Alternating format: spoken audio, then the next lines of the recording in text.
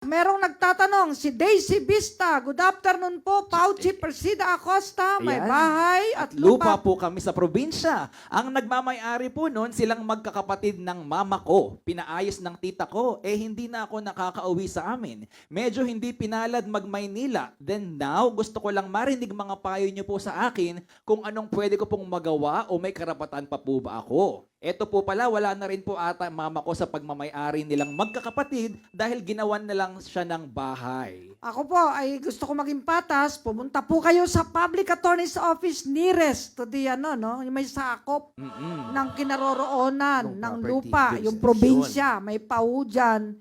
At kayo po ay pamediation kasi kayo ay magkakamag-anak. Correct. Okay, hindi kayo Pamilya. makapagkaso kung hindi muna kayo mag-earnest Usap, effort effort. to reconcile your differences. Yun. Ayan. Sige po, punta po kayo doon. Ang akin po dyan ay tamang hati ng mana.